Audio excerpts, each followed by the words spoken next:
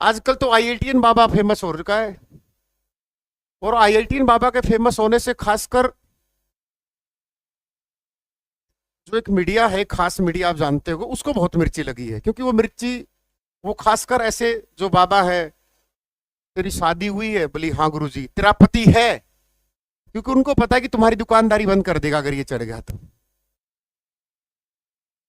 IITian बाबा पढ़ा लिखा है, अब उसकी मर्जी है, उसने जो भी किया, बट अब उसकी जान को खतरा भी है, क्योंकि वो आदमी है प्रैक्टिकल्स और साइंस और विज्ञान का, सॉरी, साइंस का और परमात्मा का, मतलब प्रकृति का बहुत गहरा नाता है।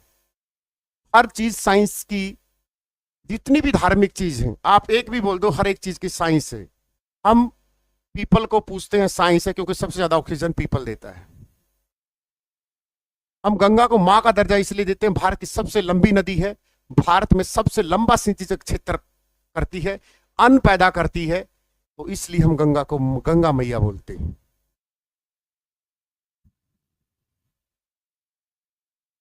हर एक चीज के पीछे साइंस है, तो बाबा को कम से कम अब सिक्योरिटी देनी चाहिए, क्योंकि ये जितने भी है ना, जिनका कोई तुक नहीं, पैर नहीं, ना ज्ञान, ना कुछ वेदवाद, कुछ नहीं पढ़ रखा है इन्होंने, ना गीता, भला गीता के उस श्लोक में लिखा है, हरियाणा का है, और हरियाणा वाले जिस फील्ड में फंस गए तो खत्म कर देते हैं सिस्टम को। सीजीएल सीपीओ में कर दिए, पहले यूपीएससी में आते थे टॉपर, अब हरियाणा वाले आने लगे टॉपर। पहले जेबीटी बीएड तोड़ गई, फिर तमिलनाडु में एमटीएस तोड़ गड़ा, तमिल में 25 के 30 नंबर तमिल भाषा में। अब हमारा फील्ड बचा था ये, अब इसमें झज्जरवाड़ा शेर आ गया अब है, और वो भी पढ़ा लिखा है, एटीएन आईक्यू लेवल जिसका हाईएस्ट में आता है, उसको पेरेंट्स से नफरत। देखो ये प्रैक्टिकल मैं मेरे विजन से बताता हूं।